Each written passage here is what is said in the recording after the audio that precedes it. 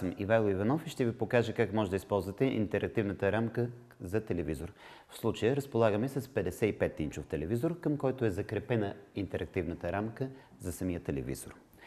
Първата стъпка в използването това е да стартирате процеса на калибриране, който ще покаже за рамката в каква част се намира вашето екранно изображение. Това става, като от системното меню изберете иконата на програмата и от появилото се меню посочите Calibrate, ако работите с английската версия. Ако е настроена системната област да работи с българската версия, се избира командата Калибриране. На екрана се появява диалогов прозорец, от който избирате бутона Калибриране. В горния десен ъгъл на екрана се появява малка мишена, върху която вие трябва да поставите писеца, да задържите за 2 секунди, при което се отсветява в синьо и след това да потърсите следващата мишена върху екрана. Така проследявате 4 мишени в случая, които последователно се появяват. По този начин вие сте приключили с процеса на калибриране и вече диалоговия прозорец можете да го управлявате от дъската, като изберете бутона Изход. След като дъската е калибрирана или рамката в случая на телевизора, вие трябва да заредите приложението, с което може да създавате електронни учебни материали. То се намира на работния плод и неговата икона представляват 2 шапки за дипломиране. Работното пространство е заето от зелен екран, върху който вие може да разполагате различни обекти, а в долната част ви се намира лента с инструменти. В зависимост от това дали работите с по-малки или големи ученици, тази лента вие може да я преместите в горния край. В момента, в който я пуснете, тя се фиксира. Така пространството в долната част е свободно за работа, а учителя има на разположение бутоните от горната част. Първият основен инструмент, с който искам да ви запозная, това е моливът. При избор на бутона с молив се отваря неговите опции, от които може да избирате. Първата опция е обикновен молив, който рисува по екрана изображения с свободна ръка. Освен с писеца, вие тези изображения може да ги рисувате и със свободна ръка. Ако нарисуването на екрана не ви харесва и искате да го изтриете много бързо, то удобен вариант е да използвате гумата и последната опция – всичко. Ако искате да изтриете само част от това, което сте нарисували, то необходимо е да изберете инструмента за избор на обекти. Бялата стрелка върху жълтия квадрат. При това положение, избирайки даден обект, ви се появяват опции, от които можете направо да посочите иконата с кошчета и обектът се изтрива. Друг вариант за изтриване на обект, това е ако просто вземете обекта и го завлечете в долния десен ъгъл, където се намира вашето кошче. След като го пуснете, обектът се изтрива. Ако искате да изтриете елемент от обекта, който сте рисували със свободна ръка, използвайки молива, то от гуми може да изберете различна дебелина на гумата. Избирайки различна дебелина на гумата, минавайки върху части от обекта, вие може да изтриете обекта до някъде. Една от интересните възможности, които предлага инструмента молив, това е възможността да се разпознават геометрични фигури при рисуването. Тя е известна като умен молив. Избираме бутона от опциите на молива. След това, ако в екрана се опитам да изчертая със свободна ръка геометрична фигура, тя автоматично се превръща в идеалната геометрична фигура. Все едно, че е изчертана. Ето, например, в момента ще се опитам да възпроизведа кръг. Това се получава. Опитвам се да изчертавам правоъгълник със свободна ръка. Дори и да е несъвършен, програмата го прави идеален. Ако искате да изчертаете конкретна геометрична фигура, то инструментът, който ще ви помогне, е фигури. При неговия избор се отваря прозорец с опция, от който вие избирате вида на съответната фигура. След това посочвате цвета за контур и цвета за пълнеж. След избор на тези 2 опции, върху екрана вече, чрез изтегляне, може да изчертаете фигурата.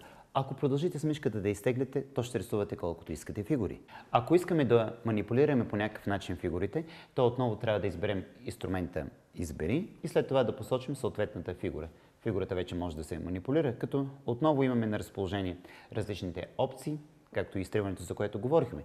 По-интересните опции, които тук обаче са ни на разположение, това е възможността да увеличаваме и намаляме размера на фигурата, както и бутон, чрез който да завъртаме фигурата.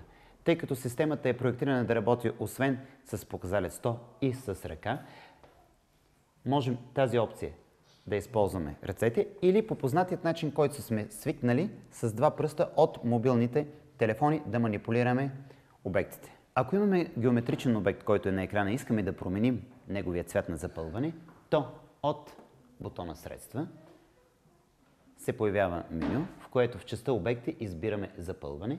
появява се палитра с цветове, избираме от палитрата цвят, с който искаме да запълним, в случая червено, посочваме обекта и обекта се запълва. Тук има една особеност, че запълването всъщност реално прави самостоятелен обект, който е вътре в обекта, който съществува. За да може този пълнеж да стане част от обекта, е необходимо да го групираме със самият обект. Преди това ще използвам бутона Отмени, за да върна пълнежа на мястото, където се е бил. Самото групиране става като обградя двата обекта и от появилото се меню избера бутона за групиране и вече имаме обект с друг цвят на запълване. Програмата TouchBoard, която обслужва интерфейса на интерактивната рамка, разполага с два инструмента за въвеждане на текст. Тези два инструмента за въвеждане на текст се активират от бутона Текст. Първият бутон при заставане в областта и изчертаване отваря текстово каре, в което ние можем да пишем. За целта от лентата, която се появя, може да се активираме клавиатура, да променим езика и да въведем текст. Примерно, въвеждам думата ябълка. Така въведеният текст става с шрифт и размер, който е избран от лентата с инструменти. Разбира се, и цветът тук, съответно, може да бъде задаван от палитрата, която се появява с цветове. Така показаният обект вече става като самостоятелен обект и той може да бъде увеличен или намален и местен по екрана. Вторият начин за въвеждане на текст е свързан с така нареченото разпознаване на текст. Отново от бутона Текст избираме опцията Разпознаване на текст. По този начин, ако напише примерно цифрата 1, изчакаме известно време, програмата сама ще разпознае, че това е цифрата 1. Ако напиша буквата А голямо, програмата се опитва да разпознае буквата А голямо. Тук трябва да имаме предвид една малка особеност, че разпознаването на текст се отнася за букви, които се срещат както в българската, така и в английската азбука. Програмата TouchBoard предлага няколко помощни инструмента в процеса на преподаване. Те се намират в частта Средства. Един от тях е така наречената завеса. Тя покрива цялото екранно изображение. В процеса на работа учителя може да реши да отвори само част от изображението, в което да покаже това, което е представил на екрана, а едва по-късно да разкрие и останалите части. Друг помощен инструмент, който може да се използва, това е фенерчето. Отново от бутона Средства, в частта Обект избираме фенерче. Реално той прави едно малко светло изображение, с което може да проследяваме. Ако застанем на ръба или вътре в него, може да избираме обектите. А от самият бутон на фенерчето имаме настройки, с които можем да променяме вида на фигурата и нейният размер. Друг интересен инструмент, който може да използваме, това е лупа. Отново от Средства избираме лупата. Лупата всъщност ми позволява да проследявам в увеличено изображение част от заредените изображения. С бутона плюс мога да увеличавам, а с минус да намалявам. Ако избера опцията, която е първа, мога да си очертая нов район, който да разглеждам под лупата. Програмата позволява в работният екран да вкараме изображения, аудиофайлове, както и видеофайлове. Това става като изберем ресурси. Тук имаме няколко опции. Примерно нашите изображения се намират на твърди диск. Избираме локални. Да кажем, те са на диска E. В папката Images имаме различни групи. Избирам си съответно. В случая ще си избера картинки, които са свързани с животни. Animals.